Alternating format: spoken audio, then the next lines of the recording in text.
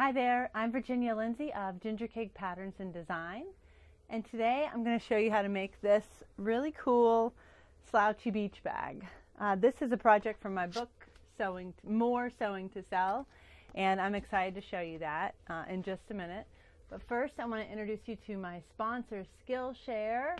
Skillshare is an online learning community. It has over 25,000 classes, and if you've been watching my videos for a while, you know I've taken a bunch of them. And the newest one I'm taking is guitar. I'm having a lot of fun with it. I've always wanted to play guitar, and I really like the instructor and the lessons I've been learning. So let me share a little bit of that video with you, and then I'll be right back to show you how to make this bag. See you in a minute. The class I'm taking is called Guitar Fundamentals, and I really like his style, and it's just a really nice way to learn how to play guitar. I'm actually making some strides, so I love it. In my description box down below, there is a link, and the first 1,000 people who click on that will get 2 free months of premium Skillshare for free, and then after that, it's less than $10 a month. So it's a great deal. And I would really recommend trying it out. There's tons of good classes, and I think you guys will love it. Okay, so let's get started on the bag. This is one of my favorite bags or one of my favorite projects in general from my book, More Sewing to Sell. This book has 16 copyright-free projects that you can use to create and make your own and sell. It also talks a lot about starting your own sewing business. If you have no idea how to start a sewing business, I would start with my first book, Sewing to Sell, and then move on to this book. But if you just want to, for the information, but if you just want a bunch of really cute projects, this is a good book for you, even if you don't have the other one, because all the projects are fairly simple, because I'm thinking of sewing things that you could then sell easily. So I don't have really, complicated projects in there, because that's really hard to make. It takes too much time to create something that you can then sell at a reasonable cost. So this bag is a perfect example. It uses a half a yard of fabric perfectly, with almost no waste for the exterior, and then again a half a yard for the lining, and then a fat quarter of duck cloth for the base. In the book version, in the other version, I have. I was just trying to look around for it. I have it somewhere. I'll show it to you at the end of the video. But I use a rope handle, and that's an option too. But in this one, I just use some cotton webbing. But let's begin. I think you're going to love this. It's really fun. It's got a unique, cute design here on the sides, like a gathered edge. It's big and roomy.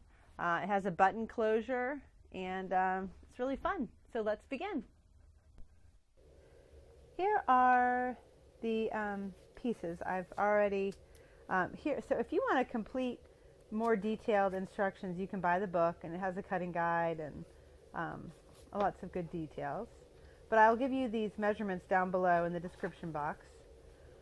But I have already added my interfacing to these exterior pieces just to save time. I used a glue stick instead of basting them on with thread, so I kind of basted with my glue stick to save some time, because I didn't have fusible interfacing with the shortage happening right now. But on these little pieces that are going to be sort of the casing, I did use a fusible. And I used fusible here on the duck cloth, which this duck cloth was a little bit lightweight compared to some of the other ones.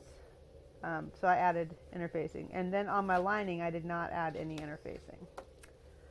So again, those measurements are down below. But the first thing we're going to do is sew these 2 side pieces, I think they're 12 by 18, to the base. And just sew them straight across there. And then this other one goes straight across this other side. Just pin and sew right sides together, and then press them both out, and then top stitch. I'll show you that in the next step. Okay, here we have, I sewed the pieces on, and I pressed with the seam going towards the exterior, the side pieces, and then I top stitched on the fabric side, on the print side. just to make that's like a nice little detail. And then we're going to do the side pieces. You just fold them in half and then create the dart.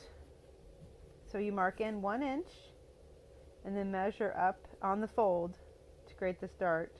You measure up 3 inches and then just create a little triangle right here. You're going to do this on both pieces and just cut that dart.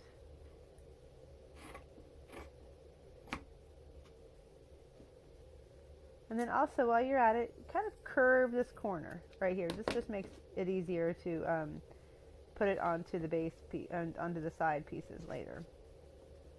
Okay, now I'm going to do the same thing with this piece.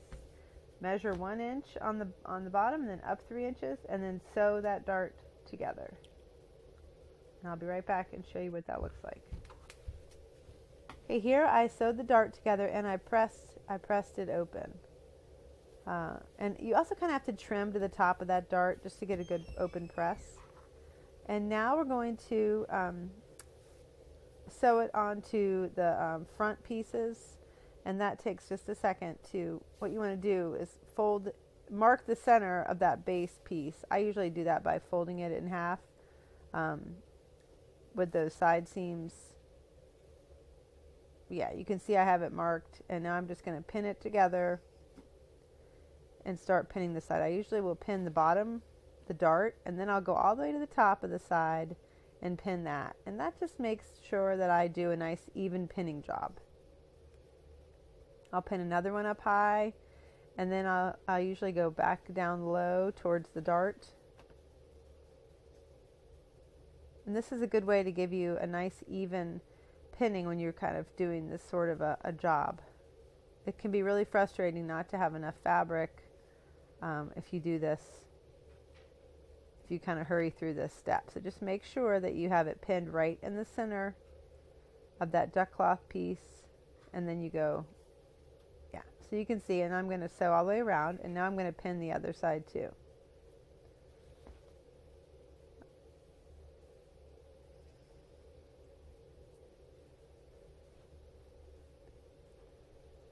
And the next step after you pin is to sew these sides on.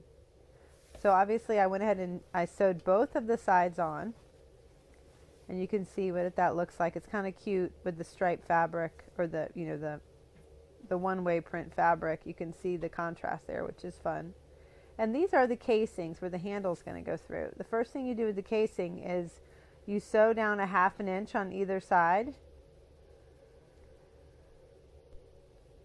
So you also need to press down about 1/4 inch there out on one of the longer edges. And that is because that's how you sew it together to create the casing. The top edge can remain a raw edge, because when we put the lining on, it's going to take care of that raw edge. So these sides are folded under, and then the base is folded under of that little piece. And we just pin it on here. Pin it in place nice and even between the two. Don't get it over to the side piece, the front and back piece, the 12x18s. I'm just going to sew that on, top stitch it on. And here you have it top stitched on. You can see that top side's open and the bottom is sewn on. So those are going to be the casings. And the other thing I did was I centered a little elastic piece for the button. That's just a hairband, y'all. I just cut a hairband open. And that's centered on the one exterior side. Here are the lining pieces. Again, they do not have, there's no interfacing fused to them. I don't think it's necessary.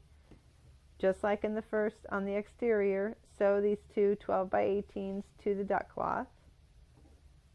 And then make the sides the same way. Cut the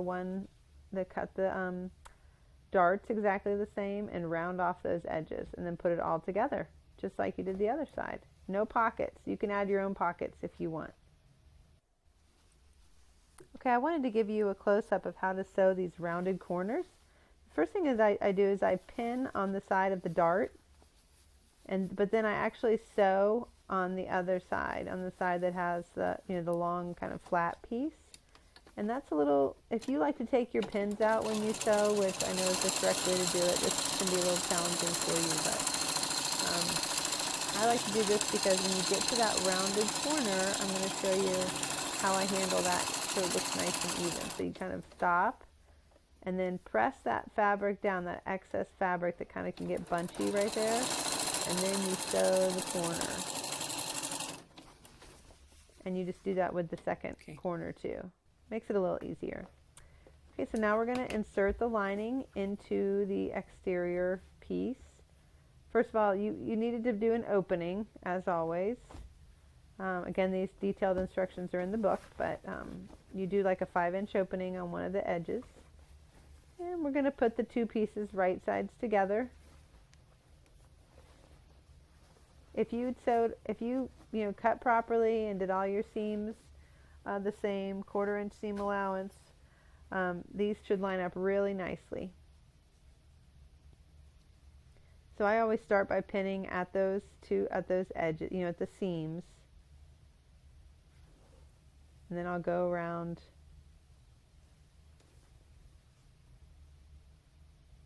that little open piece. Again, that was that casing you're going to use for the handle. So pin at the seams first, and then go back and fill in the rest of the pins.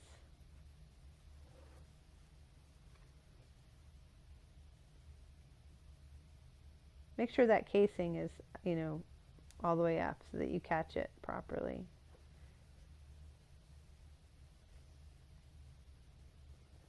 Okay. Now pin all the way around and sew that together. Now it's sewn together. You can see it's all done nicely. And take out your pins, of course.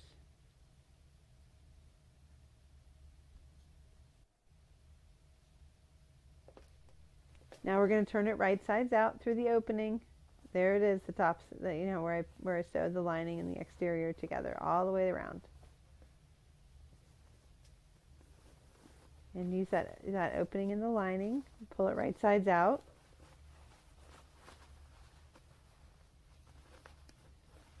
That lining hole, you want to make it big enough, but not too big that you have trouble making it look nice when you sew it back up.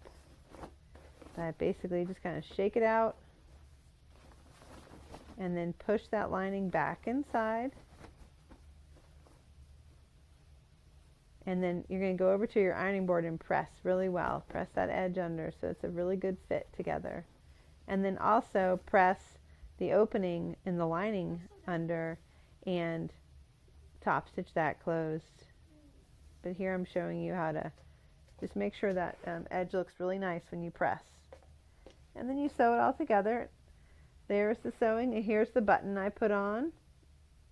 I top stitched, not only did I press it, but then you top stitch between the casings, not all the way around, just along those 12 by 18 sides, those front, the flat top sides. You don't need to sew around the entire top stitch, just those two. And then you put the button on, center the button so that when you put the elastic on, it closes. And finally the handle. Now that's a 48-inch handle that I did, and because it's just cotton webbing, I just sewed it closed. Here's the one with the rope, and you see that rope is also a really nice book. I give some instructions in the book about sewing that, making the rope a nice loop. But there's how I just sewed those together with a zigzag stitch. Just a long loop, 48 inches is what I used. And here's the bag. I love it. Okay, so I showed you how to make this one. And then here is the version that's actually the one I made for the book. So you can see this cool rope handle. I ordered that on Amazon. I can give you the link down below. But that's a cool, or if you could crochet handle, you could do all sorts of things. So that's another version of it. And again, like I said, you can do this with any print, but a stripe type of print, or in this case triangles, works really well. So I hope you guys enjoyed that and that you get to make some cute bags soon. And again, that's from my book, More Sewing to Sell. It has lots of good projects. And a detailed, written description of the pattern is in there too. And you can find that in the link below. Also visit my sponsor Skillshare and see all their cool classes. I think you guys would love it. Thanks for watching. See you next time. Bye-bye.